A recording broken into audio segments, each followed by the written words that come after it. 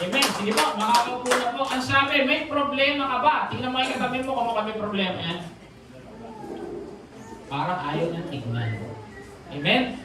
May problema ka ba? Ayan. Mukhang nagtitingin na talaga. Yun, pastor, meron. No? Amen. Okay, pero, yun ba may 4 piece, tama? Yun ba may 4 piece eh? Pero sabi nito, may 5 piece daw. O problem. Una, problema sa paligid. Yun nangyayari sa paligid. Yung mga kapitbahay na alas 11 na nagbibidyo. Okay pa? Mga paligid problem yan, di ba? O kaya sa school, may mga bully. Okay, so paligid problem yan. Okay, problema sa pangatawan, ito yung problema sa kalusugan. Amen? So kabinan natin, kahit na tayo ay malalakas, minsan tayo may mga sumasakit ng gulugod. Meron naman nakakaramdam nun. Oo daw, nagkakatingin na. Amen? So problema sa katawan. Quick pa rin yan. Pangatlo, problema sa pera. Tignan mo yung katabi mo. Parang lahat nagkasundo. Number 1 ba yan? Sorry, dapat pala sa taas. Hindi raw alphabetical order. Amen. O yung hierarchy, hindi na. So, letter B pa rin. Ang grabe, no? May 4 piece din pala. 5 piece. Pangalawa sa puso. Ayan. Relasyon. Relasyon sa asawa, sa anak, sa pamilya, sa nanay, sa tatay. Problemang puso yan. So, nakategory yan sa problema. And then lastly, problemang pananampalataya.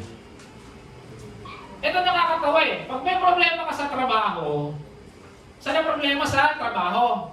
Ang hinihintuan, church, ayoko mag-church. Wala ka ng problema sa trabaho. May problema ka sa negosyo mo, may problema ka sa pera mo, ang hinihintuan, ayoko muna mag-church kasi may problema ako eh. Mali! Dapat lalo kang lumapit kay Lord.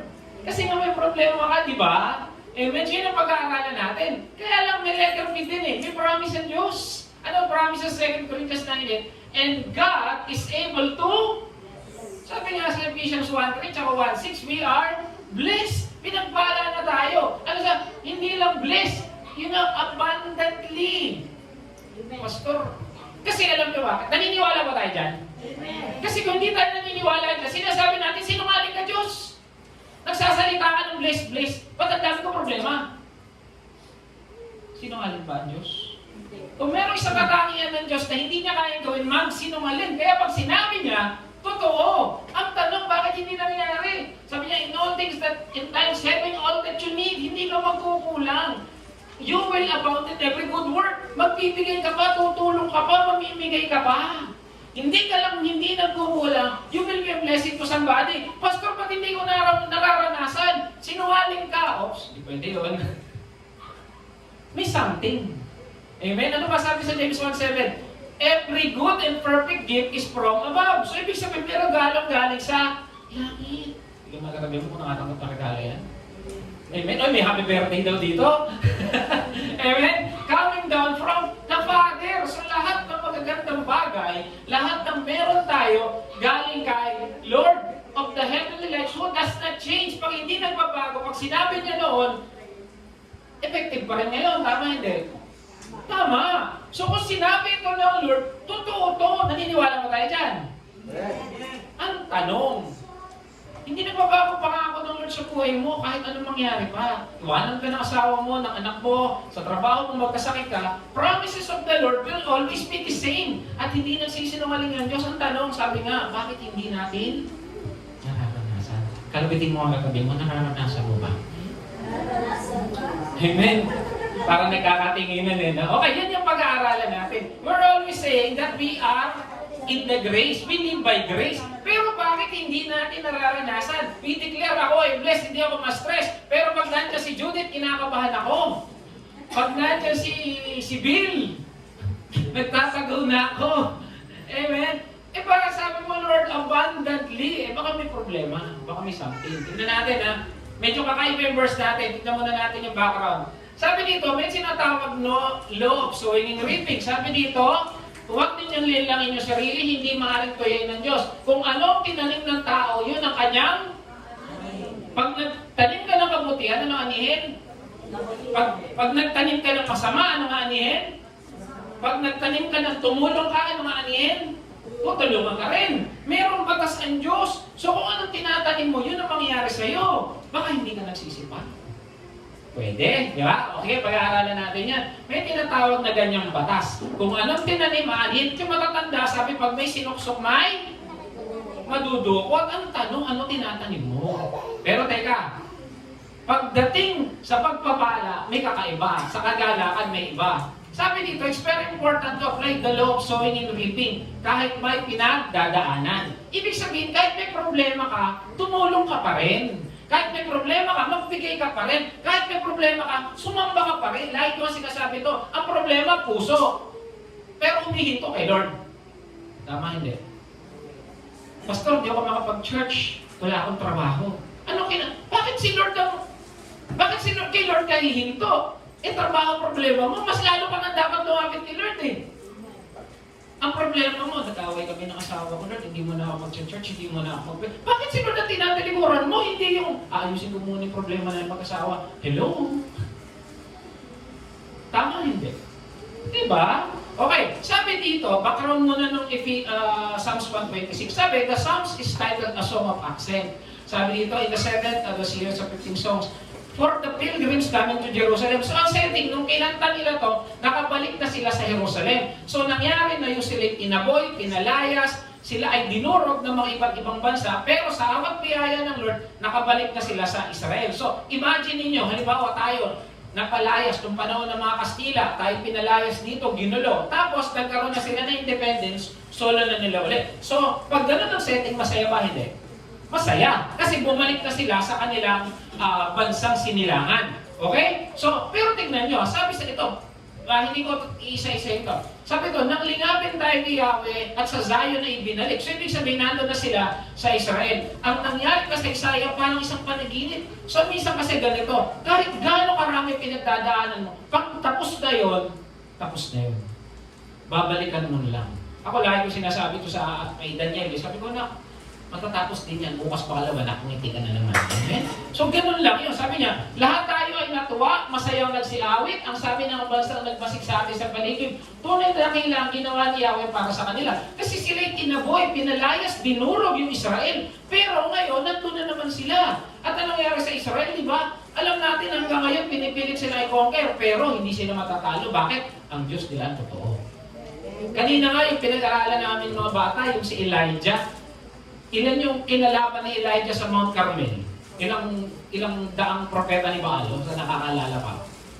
400, 450, di ba? Walang nangyari, nagdadasal, nagtatalon. At ganda pala pag pinapanood yung setting, ganda eh. Tapos dun, bumagsak na yung kidlat. Parang gusto mo rin pumalakpak eh. Iba kasi pag pinapanood mo pala, minsan panoorin din natin. So, ganun kadakila ang Diyos ang ating Panginoon. Gumagawa siya ng mga himala, tanda, at kakaibang bagay sa buhay natin. Ang kailangan lang tayo ay magpatuloy. Okay, sabi dito, dakila ang masasabi pambihirang ginawa. Kaya naman kami ngayon nagdiriwang natutuwa. Amen? Tandaan, at 3 taon nagkaroon ng pandemya, natutuwa ba tayo nakaligtas tayo doon? Di ba after pandemic, lahat tayo saya-saya? Kasi bakit ang daming namatay? Pero tayo, andito buhay. Ang dami nagutom tayo. Ito mo yung sarili, katak mo. Walang makain yung iba, tayo dito, may rasyon. Kaya yung parang ganito, natutuwa kung paano inulan itong mga tuyong bati sa sariling bayan namin, si Yahweh kami ay ibinalik. Pero may something. Pagdating sa verse 5 and 6, ito nakakatuwa, ito pag-aaralan. Silang tumatangis habang nagsisipagtanim. Anong tinatanim nila? Anong nangyari nung nagtatanim sila? Tumatangis, umiiyak, humaalulong, lungkot na lungkot, hindi maganda yung pinagdadaanan. Pero ang sabi nila, nagtatanim sila, may ginagawa, wala? Meron. Nagpapatuloy sa pagtatanim. So ibig sabihin, kahit sila'y malungkot, kahit sila'y may pinagdadaanan, tuloy pa rin ang buhay nila. Hindi sila humihinto sa focus nila kay Lord. Hayaan mong mag-ani ng puspos na. Pero kakaiba to, no? Sabi natin, pag tinanim ay, etong tinatanim nila, lungkot, pero maanihin daw, nagalakan. Napansin nyo? Nagtatanim silang malungkot, pero inaanihin nila ay, nagalakan. Gusto nyo ganon? Sino rito walang problema ngayon? Parang lahat meron eh, no? Kung may problema ka, sundan natin yung ginawa nila. Kahit nalulungkot, kahit lungkot, kahit problema, ang aanihin doon natin, kagalakan. Paano kung tayo magpapatuloy sa Diyos? Hindi ka hihinto. Kasi nga, yung problema natin, lagi natin siya, hindi ako mag-church, hindi ako mag-pray, hindi ako mag-Bible study, unahin ko yung problema ko, pastor, unahin ko yan, sister. Bakit si Lord ang lagi na lang naitsakwera? Sabi nga kanina ng devotion ni Pastora, no? Dapat hindi si Lord yung ating last option. Si Lord ang ating first option. Sila ganon, kahit durug-durug sila, kahit wala silang bansa, nananatili sila nakatingin sa Diyos. Amen? Ano sabi sa verse 6? Silang mga nagsisihayong dalay, binhit na nanangis. So, nagtatanim pa rin sila. Ibig sabihin, patuloy pa rin sila sa buhay nila, pero aawit na may galak, dalay ani, pagpapalito. Gusto ba natin yan? Sabi mo, huwag kang huminto. Kalabitin mo, huwag kang hihinto. Kalabitin mo, huwag kang mahiya. Sabi mo, huwag kang ma-absent. Kasi problema natin, pag may problema tayo, lagi natin iniitsapwera ang Lord. Bato-bato sa langit, ang tamaan, tama lang. Tama naman, di ba? Minsan, may nag-away, mag-shota. Ayoko mag-church, Daddy, I'm broken. Problema mo, puso. Bakit si Lord ang iniitsapwera natin? Tama na. Lagi na lang si Lord ang itsapwera. May problema po ako sa trabaho, hindi po ako mag-church. Wala po akong trabaho. Bakit si Lord lagi na lang natin iniiwan? Etong mga to, kahit may problema sila, may pinagdadaanan sila, durog sila, diretso pa rin sila kay Lord. Amen? Anong inani nila? Galak. Kaya tayo hindi umaani ng galak kasi lagi natin itinaas ang tabi ang Lord. Naaalala na lang natin ang Lord pag may problema tayong malaki na wala na tayong makapitang iba. Tama yun. Sabi nga ng isang sundalo, pagpunta pa raw sila sa gera, marami raw atheist. Ano yung atheist? Yung mga hindi naniniwala sa Diyos. Pero pag nandun na, nababagsakan na ng bomba, lahat nagpe-pray. Kaya sometimes, nandun tayo sa battlefield ng buhay. Kasi bakit? Gusto ng Lord, ibalik tayo sa Kanya. Hindi nyo napapansin. Kasi isang na lang natin siya naaalala. Pag wala na tayo. Tsaka tayo nagpe-pray, Lord, sorry nakalimutan kita. Huwag naman tayong gano'n. Gayahin natin itong mga Israelita na kahit sila'y naduduro, kahit sila'y walang bansa, nakatingin pa rin sila kay Lord. At ang inani nila, kagalakan. Ngayon, kung gusto nating anihin kagalakan, huwag nating itabi o itsapwera ang Lord sa buhay natin. Na pag may problema tayo, itatabi na lang natin siya. Ang problema, negosyo, tinatabi si Lord. Ang problema, trabaho, isinasabi si Lord. Ang problema, puso, tinatabi si Lord. Lord, may sakit ako, hindi ako makakapag-church, pero nakapag-tongits. Nakapagtaya pa nga ng loto Amen? Sabi dito, magpatuloy sila kahit malungkot ang buhay. Hindi sila huminto kahit may pagsubok. Nagpupuri pa rin sila kay Lord. Ganun dapat ang isang Kristiyano. May mangyari o walang nangyayari, ang tingin kay Lord. Kasi bakit? Si Lord lang naman talaga pupunta natin, wala nang iba. Amen? Sabi dito, tama ba may sakit na nakakasakit? Ano yun? Yung mga, halimbawa, alam mo ng bawal, nagmumukbang ka pa. Kumakain ka pa ng yung baboy, limpo. Talaga magkakasakit ka nun. Pero may sakit na kailangan gawin. Ano yun? Yung mga nag-aaral. Mahirap bang pumasok mga estudyante? Mahirap? Mahirap ba mag-aaral? Lahat tayo, nahirapan. Pero, kailangan natin gawin. O yung mga nagtatrabaho, mahirap ba magtrabaho? Brother Manuel, mahirap ba? Mahirap. Kahit ako mahirapan Pero kailangan bang gawin? Kailangan. At may sakit, naaani ka ng galak. Ano yun? Pag inuuna mo, Lord. Ang hirap gumising sa umaga ng linggo, malamig. Pero kailangan mong gawin. Bakit? Mahal mo Diyos Aani ka ng galak. Kahit umuulan, kailangan mong pumasok sa trabaho, sa school. Hirap. Pero aani ka ng galak. Amen? Ang nasabi lang dito, magpatuloy tayo kahit na nahihirapan. Sabi sa Psalms 1:6, to live by grace, continue and not stop from worshiping God. Magpatuloy, huwag hihinto. Pastor, kailangan ko ng panggatas Hindi mo na ako mag-church, hindi mo na ako mag-prayer meeting, hindi mo na ako mag-pray. Bakit si Lord? Huwag po si Lord. Si Lord po dapat yung una natin. Ay, may sideline ako pastor ng linggo, saka na lang ako mag-church. Wag. Unahin natin ang Lord. Magpatuloy kahit may pinagdadaanan, hindi hihinto. Amen? Sabi dito, magpatuloy kahit may sakit. May sakit ka na. Anong inuuna mo? Pero sa church, hindi ka makapunta. Hindi ka makapag-pray. Hindi, alam naman ni Lord yan eh. Ito nga, may natatawa, hindi ko na nailagay.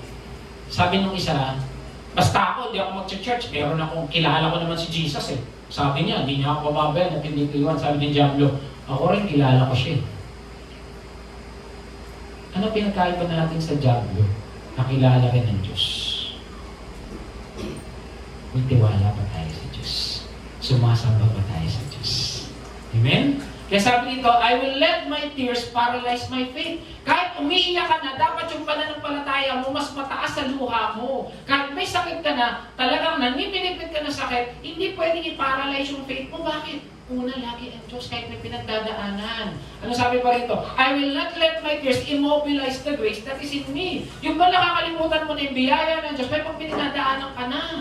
Sabi, by grace daw, by grace, by grace. Ba't hirap na hirap ako? Wag! Dapat mas mataas yun. Kasi doon ka titibay. Amen? Doon tayo lalakas. Nung isang araw, alam niyo mga kapatid, kumain ako 2 siopaw. Ginagawa ko naman talaga yung paggabi. Dinner ko. Alam mo, sumakit ang tiyan ko. Yung sakit na alam kong isusugod ako sa ospital, nag-iisa ako. Kasi ganun yung naramdaman ko. Umaabot na hanggang likod, hirap na akong huminga. Sabi ko, Lord, nag-iisa ako. Sabi ko, paano to? Sabi ko, gano'n. Alam niyo, 15 minutes na wala. Nagulat ako. Talagang, nag-chat-chat kami ni Pastora. Ang ginagawa, puro likes at puro like heart na lang kasi ako makapag-chat eh.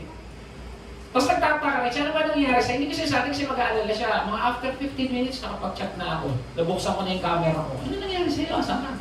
Sabi ko, natake ko eh. Pero sabi ko, buti ng Lord, nawala. Amen. Pray ako, bigyan ako. Sabi ko, Lord. Kasi bakit? Hindi pwedeng taasan ng sakit yung pananampalataya natin. Yes. Hindi pwedeng mawala yun. Kasi sabi dito, I will not let my tears stop me from obeying God. Hindi pwedeng lumuluha ka ang pagpapalit mo gawain. Lumuluha ka kay pagpapalit mo prayer life mo. Lumuluha ka pagpapalit mo Bible study. Maintindihan naman ako ni Lord eh. Saan ka pumupunta? Manghingutang muna ako. Maghahanap muna akong trabaho. Sabi nga, wag yung resources ang hanapin mo. Hanapin mo yung source. Sabi kanina ng devotion, seek first the kingdom of God and His righteousness, and all these things shall be added unto you. Pag inuuna mo ang Lord, siya ang bahala sa iyo. May pinagkulang na ba ang Diyos dito? May nagkulang na ba? Kayo, may nagkulang na ba? Lahat na hindi nagkulang magsabi ng Amen. Amen. Amen. Paano totoo ang Diyos? Mapagmahal ang Diyos. Kaya sabi, patuloy ka lang. Patuloy ka lang kay Lord. Hindi patuloy sa pangutang ha.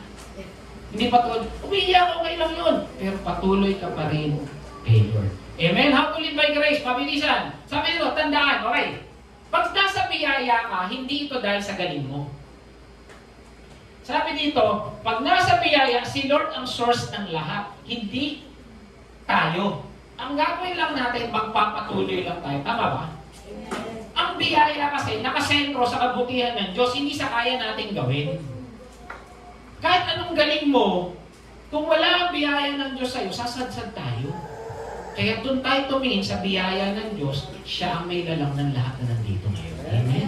Yun yung biyaya. Hindi sinabing huwag kang gumawa. Ang sabi, magpatuloy ka. Whatever you're doing, gawin mo. Pero hindi nakasalalay sa'yo yung blessing. Ang nakasalalay yun sa magbibigay ng blessing.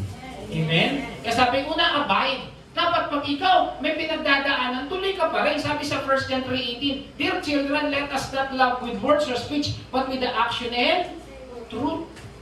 Dapat tuloy ka pa rin. Tuloy ka pa rin sa pagkilos. Tuloy ka pa rin sa pagpipray. Tuloy ka pa rin sa ginagawa mo. Sabi niya di ba sa James, kahit puro pagsubok sila, nagagalak pa rin sila. Bakit? Kasi alam nila, ang Lord ang magpo-provide sa kanila. Ang Lord ang kanlungan nila. Ang Lord ang tanggulan nila. Pag kasi hindi mo inuunan Lord, paano sinasabi mo, Lord, hindi mo ko kayang sustain? Hindi totoo yung sinasabi mo, you will provide, ako na bahala. Kawawa. Hindi mo kaya i-provide yung kailangan ko. Hindi totoo yung sinasabi mo. Ulitin ko, hindi nagsisinungaling ang Diyos. Amen? Sabi dito, to obey is better than sacrifice. Di ako mag-church, pastor, pero magbibigay na lang ako ng love gift. Isa may ganun, naalala ko na sa school.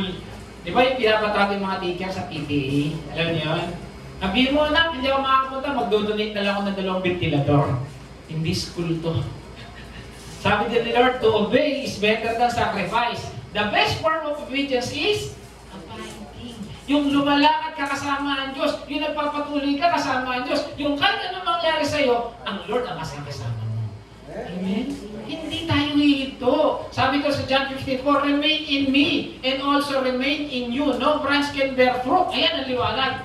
Pag hindi ka nasa kay Lord, kahit anong hanap mo ng trabaho, wala. Kahit anong galing mo, pag huminto yan, hihinto yan. Dahil nasabi, hindi ka raw magbe-bear. Ang hinahabol mo, kaligayahan, kayamanan. Hindi ka magiging masaya, kapatid, hanggat wala ang Diyos sa buhay mo. Ang daming nagpapakamatay. Bakit? May kulang sa buhay. Pero yung mga tigasikay na masaya. Amen. Bakit? Ang inuuna natin si Lord. Amen. Tandaan, kahit anong galing ng tao, kung wala ang Diyos, wala.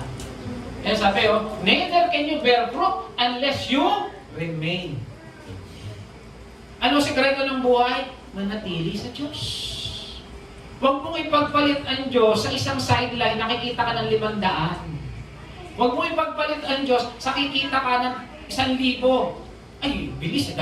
Maintindihan naman ko ng Lord. Kapatid, kayang palitan ng Lord yan. Kumita ka ng 500, nagkasakit ka naman. Ba yan? Sana pala nag-church na lang ako. Na-experience ba yung gano'n? Yung minsan mag-church ka dapat, pero merong isang pastor pa yun, pastor. Tapos yung pastor na to, nag-basketball kasi magaling yung pastor. Kaya alam may church, hindi siya nagpunta. Nag-assign siya ng iba mag-preach, tapos hindi siya nagpunta. Galing niya, puro 3 points yun. Munti ka pang dumakdak eh. Kaso sabi niya, teka, hindi ko pala ma-post to. Makikita ng mga member ko, nag-basketball lang ako. Hindi ko masabi na kapag 3 point ako ng 10, para si Kibuloy lang, 100 points siya. Kasi oras ng simbahan, nasa basketball siya. Amen? Paglinggo, kung nasa ng Diyos, yung gawain ng Diyos, dapat nandun tayo. Amen? Huwag natin unahin ang mundo. Kasi ang Lord, binigay yung pinaka-the best para sa atin. Amen? So ito, hindi ka lang sumusunod, sumasama ka pa. Kasama natin. Kaya nga abide eh. Sabi sa 1 Corinthians 15:13, huwag kayong paloko. Masasamang kasama, inakasira ng mabuting pagkatao. Kung sino-sino sinasamahan natin, nakakalimutan natin ang Lord. Eh, pastor, kasi ito bibigyan ako ng sided. Kasi ito malakas ang kapit. Pero pag linggo, sorry Lord, dito muna ako kasi tatakbo ko pinapatakbo akong barangay captain.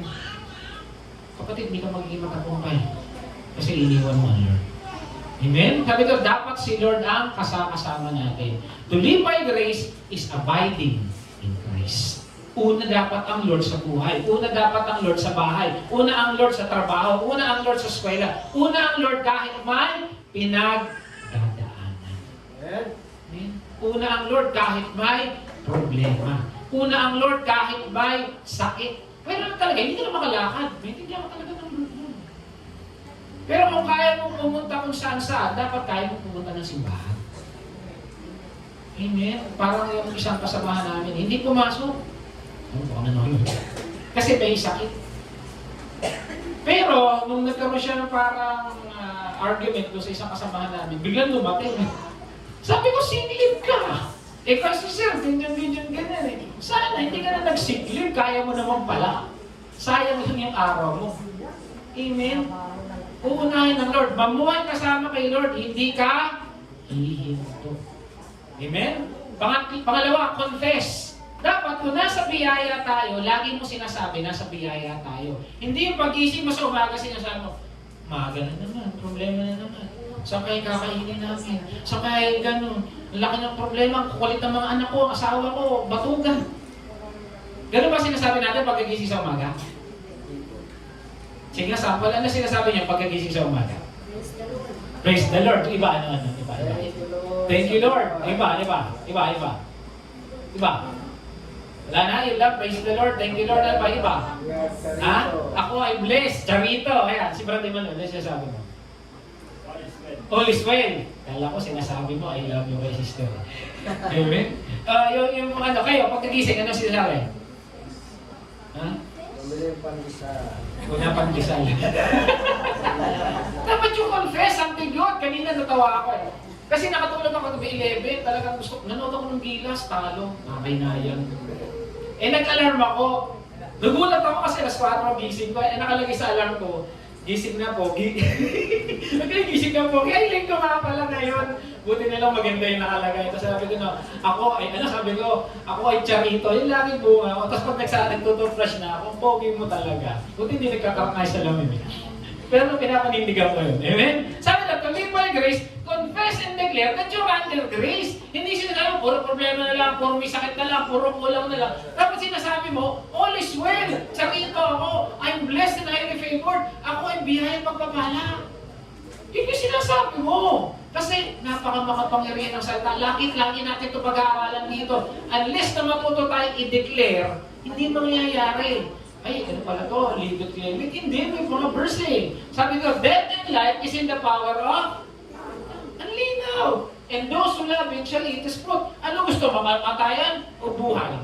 Ano ba dinideclare niyo sa umaga? Naku, ang hirap pumiyahe. Ay, ang hirap pumasok. Ay, ang hirap. Ay, puro nangyari. Puro hirap. Kahit bumabagyo yan, yung pagpapala ng Lord, nandun pa rin. Kahit traffic yan, yung pagpapala ng Lord, nandun pa rin. Hindi nawawala ang biyaya at pagpapala ng Lord dahil sa mga nangyayari sa paligid, nangyayari sa katawan, nangyayari sa relasyon, nangyayari sa pera. Kahit may 5 P's, nandun ang promise. Amen? Sabi dito, but let your yes be yes and no and for no. Kung ayaw mo kay Lord, wag ka na kay Lord. Kung kay Lord ka kasi wag ka sa gitna. Sabi nga di ba nung isang talata sa Revelation, ayaw ng Lord ng lukewarm, although may konteksto yun, pero ayaw ng Lord yung bukas dito ko. Ayaw ng Lord yun. Sa mga mag-asawa, halimbawa, o mag-shota muna, mag-shota na lang. Alam mo, mahal na mahal kita eh. Pakakasal lang kita. Pero please, sa isang araw, sa isang buwan, doon ako sa expo. Payag kayo? Payag ka? Natawa ko. Isang araw lang naman. Pero yung 29 days, sa'yo ako. O sige na ba, sa isang taon, isang araw, magbuburakay kami ng expo. Payag kayo? Laki ng tanggi. Ganun din ang Lord. Lord, sa isang buwan, 3 beses mag-church ako, yung isang beses, magsa-sideline ako, okay na yun, di ba? Magpe-pray naman ako magta-tithes naman ako, papadala ko yung offering ko. Ayun, Lord yun. Kung kay Lord ka, kasi sayang. Sinasayang mo buhay mo. Kung kay Lord ka, kung ayaw mo kay Lord, wag ka na lang muna. Sayang. Amen. Sabi nga, all is well, tapos, all is well today, all is well maybe tomorrow. Di ba? Charito ako ngayon, bukas hindi, kasi wala ka sa church. Si Lord lang, hindi nagbubura eh. Di ba? Speak life. Lagi mo dapat sinasabi blessing. Ako ay blessed, ayoko ma-stress. Pag ako nag-post ng gano'n sa FB ko, nai-stress ako. Ito yun. Kasi minsan sa trabaho talaga nakaka-stress. Pinopost ko yun, para paalala sa sarili ko na ako ay blessed. Kasi minsan sa dami ng pinagdadaanan, makakalimutan mo eh. You have to remind yourself na pinagpala ka kahit anong nangyari sa'yo. Alam nyo, ayos. Yung aura mo, ayos. Kasi nandiyan ang problema, hindi naman nawawala yan eh. Pero kung paano mo tignan ang problema, doon nagkakatalo. Yung anak ko, na food poison, kumain lang ng shawarma. Suka siya. Tapos siguro dahil hinang-hina, natapunan yung kanyang bagong laptop. Sabi niya, Daddy, ano ba to? Dinala niya, laki ng gastos yata niya. Pero sabi ko, kamusta ka naman? Okay lang yan, sabi niya. Sabi niya, maayos din niya. Sabi niya, magpapagaling, matutulog na lang ako. Bukas okay na yan. Amen? Kasi sa problemahin mo, hindi naman mawawala yung problema eh. Tulugan mo, bukas malakas ka pa. Ilapit mo kay Lord, sabi natin, pagpahinga lang natin, anak. Oh, hindi, gano'n na lang siya. Wala naman mangyayari. Kahit umiyak ka, kahit sugurin mo yung napagbili na shawarma, yung laptop mo, kahit wala eh. Tumingin ka kay Lord. Hindi ka pa magkaka-wrinkles tsaka iba. Tingin mo katabi mo, may wrinkles na ba yan? Ay, wala daw. Amen? Eh sabi, remember, ito tandaan ha, hindi ko na isa-isa. Sabi ni Lord, God said, and then God saw. Tama? Sabi niya sinabi, let there be light. And there was light. There was Poging Wendell, and there was... Tawa sila. Huwag yung pangalan ko gamitin niya yung sarili niya. Amen? Sinabi lang ng Lord eh. Nung sinabi, nangyari. Ano na una? Sinabi o yung nangyari? O, ano gagawin ninyo? Sabihin niyo. Yes, may mambayad na ako! Kahit wala pa. On the way na. Magugulat kayo. May mag-aabot sa inyo. May padadala ang Lord. Ano sabi? Si Joshua. Ano sinabi ni Joshua? Kilala si Joshua, nagtitinda ng bato sa kanto. Ano sabi ni Joshua? Sabi niya, huminto ang araw. Ano nangyari? Huminto ba? Huminto. Sinabi lang. Hindi niya nga pinalo eh. Kaya napagalitan ni Lord si Moses, pinalo niya yung bato eh. Diba? Pero nung una, di ba sinabihan lang yung bato? Alala niyo yung kwento? Kaya ka nag-ano, ba't pinalo mo pa? Kailangan lang. Voice activated dyan. Ang AI na gamit ni Lord. Sinasabi na lang. Ano ba? Si Elijah. O ano nangyari kay Elijah? Nag-pray, sabi na niya, wag! Umulan. Nang ilang taon? 3.5. Oh, 3.5. Kaya mo bang sabihin? Walang problema, 3.5 years. Umali niya. Amen? Sabihin mo. Kaya nga yung mga babae, gusto nila sinasabihan ng I love you. Kasi gusto nila nare-relate, tama hindi. Parang ayaw mo, wala sa akin. Pero kinikilig. Iba kasi yung sinasabi. Di ba pag yung sinagot na, pag nagliligawan pa, kailan mo ako sasagutin? Sa loob, sinagot na kita sa isip ko. Pero kung sinasabi ng lalaki, kailan mo sasabihin yung 2 donut? Di ba? Tuwan-tuwa yung lalaki pag sinagot. Gusto pa ba ngayon yun? Parang panahon ko lang yata yun ah. Gusto pa ba ligawan ngayon? Gusto pa ba ligawan ngayon? Uy, nagliligawan. Gusto pa ba ligawan ngayon? Gusto pa? Gusto pa? O, gusto na? O, pwede ba? Di ba sinasabi ng lalaki, ilan mo ba ako sasagutin? Kasi kailangan sagutin eh. Amen? Ano sabi? Si Jesus, ang dami niyang sinabi. At ano nangyari? Nangyari. Ay, ano pa? Si Peter. Ano sabi nila dun sa lumpo ba yun? Bulag. Sabi niya ron? Sabi niya, ano? Gold and silver, I do not. But in the name of Jesus, tumayo. Ano una? Sinabi o yung pagtayo? Sinabi. Ano ba? Si Paul. Anong mga naalala niyo kay Paul na sinabi niya? Marami. So, sobrang dami. Wala na tayong maalala. Oo, di ba? O kaya yung pinalayas na yung fortune teller, parang gano'n, di ba? Marami. Sino ba yung bumuhay ng patay? Yung nalaglag. Si Peter. Pinag-pray lang yun. Sinasabi. At sinasabi din. Ano ba? O, si Pablo ba yun? O, tanyo, hindi tayo pareho. Pastor yan. Sinabi, tinitignan ko lang, alam nyo. Amen. The bleeding woman says, ano sinabi niya? Hawakan ko lang yung laylayan ng damit ni Lord. Ano mangyari? Gagaling ako.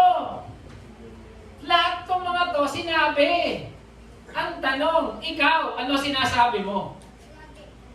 Ano daw? Ano ba yan? Dami nating utang. Hindi na kayo tayo makakaraw sa problema. Ano ba yan? Lagi na lang may sakit. Ang gulo-gulo ng bahay natin. Ang titigas ng ulo ng mga anak ko. Hindi ba tayo makakaraw sa hirap na to? Mga kapitbahay natin, ang kulit. Yung asawa ko, batugan. Di ba? Yung ba sinasabi natin sa bahay? Ang titigas ng ulo ng mga bata kayo. Yung ba sinasabi natin sa mga anak natin? O, ito. Sumasagot, Pastor. Sabihin mo nga. Ang tanong, ano sinasabi ninyo? Nakita natin sa mga example, maraming ba, hindi lang yan. Ano sinasabi mo sa araw? Ano sinasabi mo sa tanghali? Ano sinasabi mo sa gabi? Ano sinasabi mo sa asawa mo, sa anak mo, sa pamilya mo, sa buhay mo, sa sarili mo? Importante yun. Ano ka ba? Hindi, tatanga-tanga ka. Ganun ba? Pag gano'n? Ano ka ba? Hindi, patugang ka. Ganun ba? Ganun ba tayo pag nagsasalita? Ano ba itong mga anak ko? Wala na kasenso. Sabihan mo na maganda. Hindi dahil magaling sila, kasi magaling ang Diyos. But remember, we are under grace. Ang grace hindi depende sa atin, depende yon sa nagbibigay. Pag nagsalita ka nun, hindi sinabihan mo sila, pinapaalala mo, mabuti ang Lord mo. Amen? Sabihin mo, linggo-linggo, makakapag-church ako, hindi, pag sinabi, next week, hindi ko sigurado, pastor, hindi talaga sigurado. Amen? Ano sinasabi mo? Pilitan mo kagabi mo, ano ba sinasabi mo? Yeah. Ano nga ba sinasabi niya? Amen? Yung mga anak nyo, yung mga apo nyo, declare. Ikaw talagang bata ka, magiging presidente ka. Presidente, fraternity. Sabihin nyo, totoo presidente, yung kumpanya.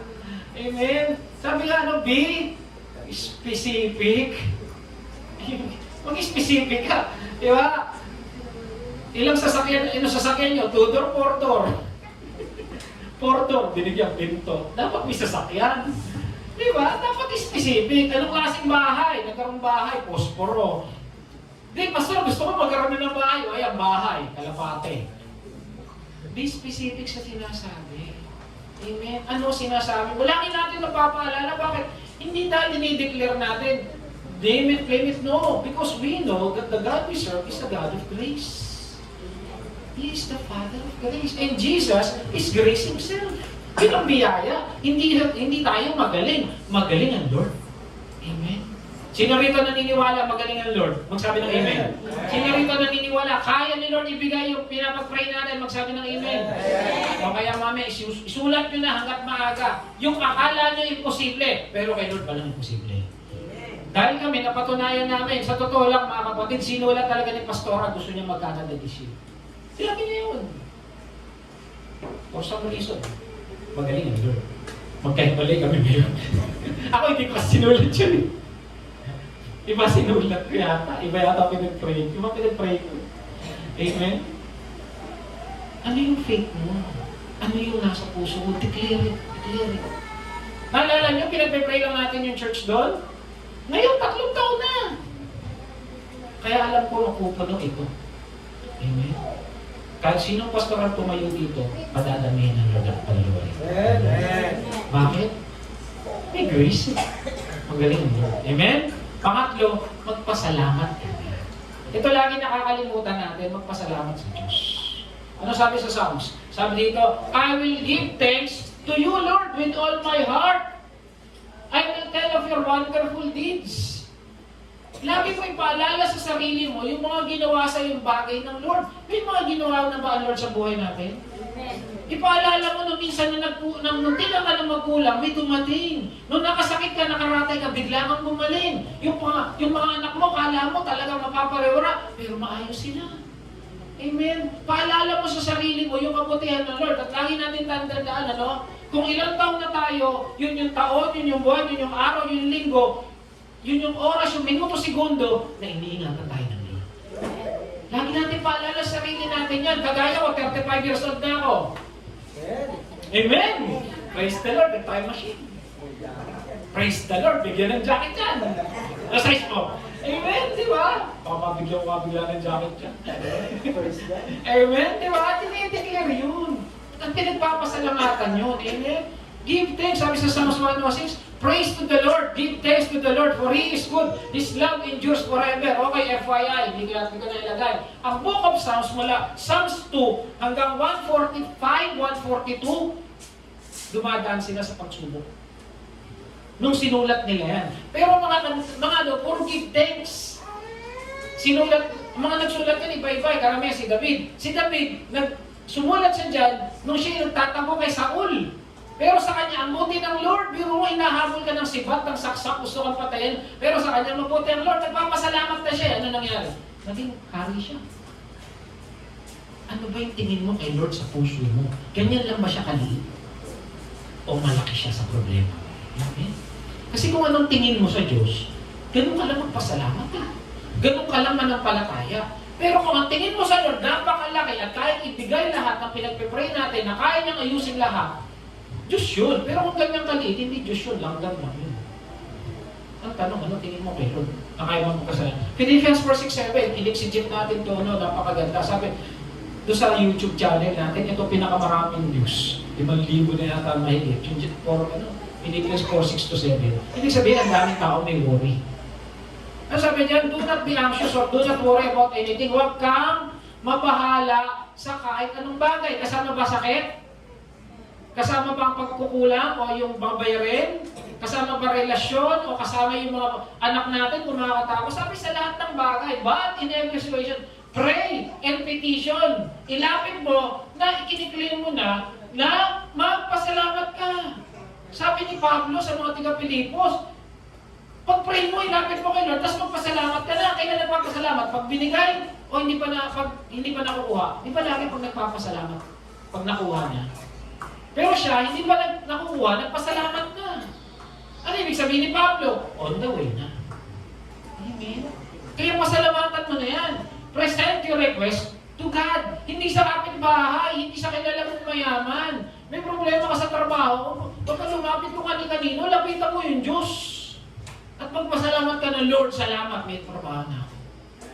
Lord, salamat, hindi kami magkukulang kahit hindi ako bumiyahe ng linggo. Lord, salamat, magaling na ako. Ako yun lang lagi dinideclare ko, mga kapatid eh. Amen? Kasi bakit? Hawak ng Diyos yung buhay natin. Amen. Amen? Hindi naman sa pagmamayabang, marami kong tumor sa utak. Pero magaling ang Diyos sa sinasamba. Amen. Yung doktor na nagtataka, wala kang nararamdaman sa'yo.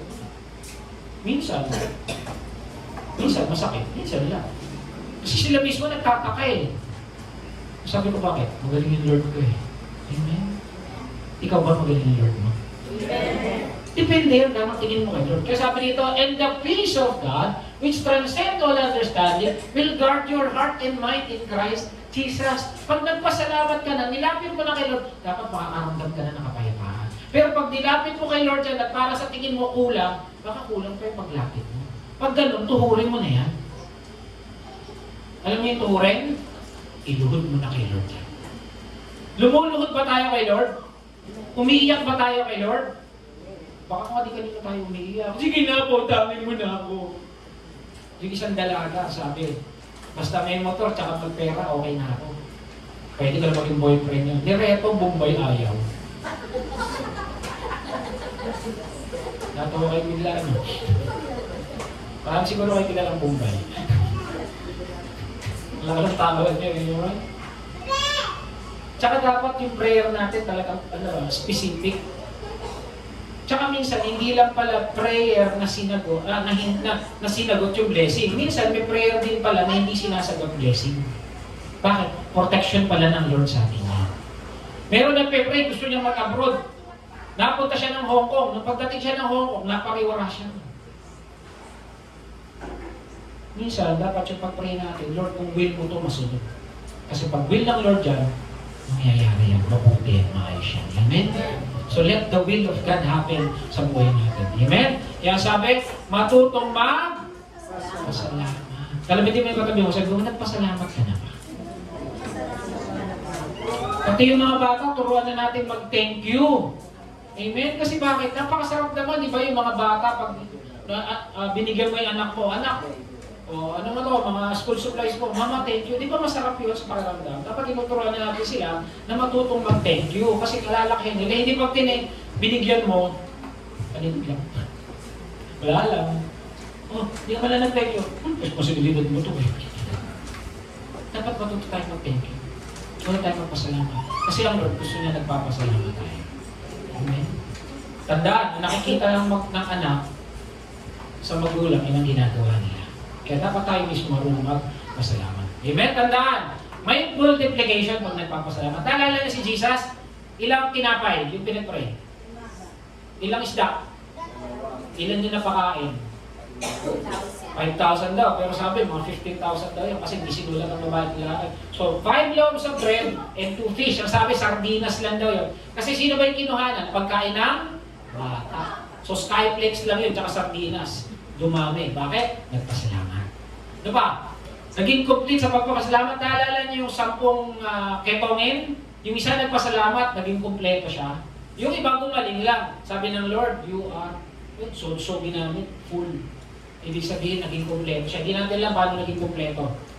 Basta siya, iba yung blessing nung hindi nagpasalamat, dun sa nagpasalamat. Amen? And then lastly, may nabubuhay pag nagpapasalamat. Sino yung binuhay ng Lord dahil sa nagpapasalamat? Si Lorenzo. Wala yata sa Bible yun. Si Lazaro. Nagpasalamat siya. Napakarami pa. Si King Hezekiah, di ba, nagpasalamat. Nagulo yung mga kalaban. Matutong pasalamat. May nabubuhay pag nagpapasalamat. Kahit yung patay na puso, nabubuhay pag nagpapasalamat. Amen? Buti pa nga yung mga isda ay nagtatrabaho. Pastor, noon langgam, may isda naman. Saan nagtatrabaho mga isda? Saan? Sa dagat. Tama. Alam niyo saan? Sa office. Mas gusto pa rin yung Bombay. Tama na.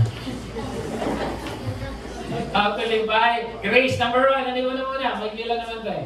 Ano mo na?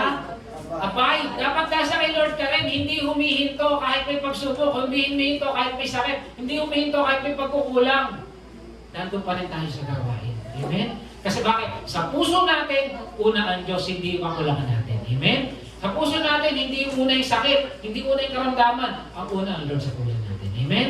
At maniwala ka, may bilang mo magaganap pag inuuna mo ang Lord. Amen? Confess, dapat dinideclare mo. Hindi yung pag-isip mo, puro problema ka agad sinasabi ko, bata ka, tigas ang ulo mo. Total ng misis ko, amoy sinigang. Sabi nila, yung mga matatanda raw na lalaki, amoy lupa. Biblical yun. Alam niyo bakit? Ginawa si Adan sa alabaw. Eh yung babae, bakit amoy sinigang? Maasim. Alam niyo bakit? Amoy sinigang. Kinuha siya sa kanyang spare ribs. Sinigang na spare ribs. Kaya maasim ang mga nanay. Biblical. Tawa ng tawa yung bata, may natutunan na naman. Paulit mo yan, dali mo na sa kabila. Kaya i-confess nyo, hindi amoy sinigang ang misis ko. Huwag nyo i-confess amoy lupa yung asawa ko, ha? Sabi mo, bango-bango ng misis ko. Hindi bad breath ang mister ko. Yung siya paggising niya. Pagkagising niya, amoy anghel. Honey, ay, mortal. Kanina, anghel, nagsalita, yung mortal. Ganun ba? Anghel pa rin. Amen? Tatawanan sila. Siguro may amoy born sa bahay nila. Amen? I-confess nyo pa rin. Ay, bornal na takpan. Amen? Confess. Confess something good. Sabi nga, ako ay blessed. Ayokong ma-stress. Yung mga gabi mo ka-stress na stress. Baka nagpapaka-stress talaga yan. Pangatlo, magpasalamat sa Diyos. Ilang beses na tayo niligtas ng Lord? Tama hindi. Ilang beses na tayo hindi pinagkulang ng Lord, kala natin wala na, pero nagkaroon. Matuto tayo magpasalamat. May pinagdadaanan tayo pagsubok ngayon. Magpasalamat ka na. Kasi kung tinawid ka ng Lord ngayon, itatawid ka ngayon. Amen? Ilang beses ka na hindi mo ma-enroll yung anak mo. Bukas makalawa, graduate na yan sa biyaya ng Lord. Amen? Babalikan mo na lang. Yung anak ko noon, yung nag-aaral, mga kapatid, hindi ko na pinagyayabang ha. Pinagyayabang ko, mabuti ang Lord. Hindi ko kaya pag-aralin yun. Canada yun, mga kapatid. Magkano lang sahod ko rito. Kahit magtrabaho ko 24 oras, hindi ko kaya yun. Tapos yung insurance na binili namin, yung cup, lugi. Pero yung insurance ng Lord, hindi na ubos. Amen? Nakapagtapos yung anak sa biyaya po ng Diyos. Hindi po kami magaling, ang magaling ang Diyos. Kasi nasabi ko to, bakit? Kasi magaling ang Diyos ko, sigurado kung nilord ko na sinasamba ko, hindi na sinasamba nyo, hindi magkukulang ang pamilya nyo. Amen? Magugulat ka na, may abogado ka na, may engineer ka na. Meron ba rito magulang gusto maging anak abogado? Parang wala. Engineer. Pastor, gusto, engineer. Diba? Abogado, engineer, ano isa? Doktor. Doktor? yung i-dedicate next week, ano gusto mo dyan, tatay? Huwag mo sabihin kahit ano. O yun, ang delikado. Ipag-pray mo. Sabihin ng Lord, sige, ako bahala dyan. Magpapastor yan. Amen? Mas maganda. Amen? Ha? Apostol. Apostol. Huwag apostolic ministry, lolo agad yun. May apo eh. Amen? Huwag mo na apostolic ministry ako, pinakat ko muna yun. Saka na. Amen? Amen? So, ano daw gagawin para maranasan ng biyaya? Kumilos! Kumilos ka pa rin kahit may pinagdadaanan, kumilos ka pa rin kahit nahihirapan, kumilos ka pa rin kahit nasa gitna ka ng pagsubok, kumilos ka papunta kay Lord. Amen? Hindi pumupunta sa kapitbahay para mangutang, hindi pumupunta kung kani-kanino para magpakaawa. Pumunta ka kay Lord, may gawain doon ka. Magugulat ka, pag-uwi mo may biyaya naghihintay sa Lord. Amen? Naalala ko nun, no? Nasa church yata kami, may problema kami nun. Nawalan ako ng trabaho, nasa abroad. Mga kapatid, nawalan ako ng trabaho, na-terminate ako, nasa abroad kami. Pag na-terminate ng tatay, uwi kayo. Pero kami tuloy pa rin kami sa church. May nag-text. Pinapa-interview, pinapaano na ako, pinagsisimula na ako. Amen? Ulitin ko, hindi ko sinasabi to dahil mayabang ako, pinag-ayabang ko, mabuti ang Diyos na sinasamba ko. Amen? At yung Diyos na sinasamba ko, alam ko yun din ang Diyos na sinasamba nyo, kumikilos yun. Amen? Magtiwala, maniwala, at managpalataya. At kumilos papunta kay Lord. Amen? Kaya sabi mo, huwag kang mawawala pag Sunday. Sabi niya, yun lang. Amen? Sabi dito sa James 11, in the same way, faith by itself, it is not accompanied by action is, may pananampalataya ka, pero hindi mo kinikilos, walay. Kung may pananampalataya ka, patuloy ka pa rin sa pag-church, patuloy ka pa rin sa pag-pray, patuloy ka pa rin sa gawain, patuloy ka pa rin kay Lord. Amen? Yun nga ang problema natin. Problema, trabaho, humihinto sa gawain eh. Inulit ko na naman, problema, pera, humihinto kay Lord eh. Problema, puso, humihinto kay Lord eh. Imbis na magpatuloy tayo kay Lord, kasi si Lord ang nagdadala sa atin sa tamang daan. Amen? Palakpakan natin ng Lord. Tumayo tayo. Ay, tagalan pala. Hindi pala closing. Meron na? Meron na? Lahat ba meron na? Nasulatan na yung mga ating prayer request? Walang ball. Ba't hindi nagdala ng ball pen? Kayo, kung meron na, nasulatan niya na? Sige, dali, pag-pray na lang ano natin yan. Yung mga walang ball pen, eh.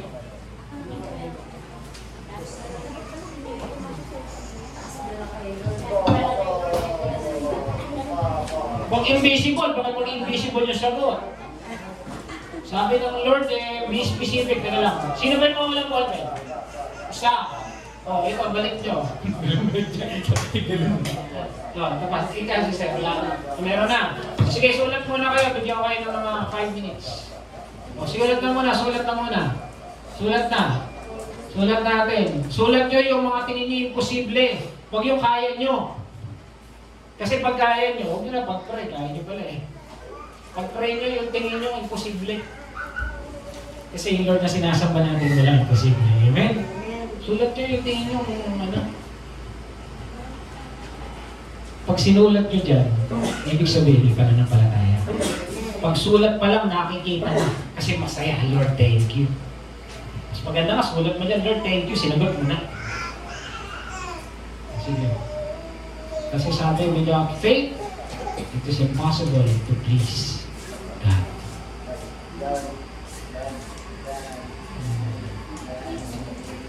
Sige, sulat na. So, huwag kayo magkopyahan ha. Bakit pangalan mo na yung sulat nyo? Pati pangalan kinopya. Sige.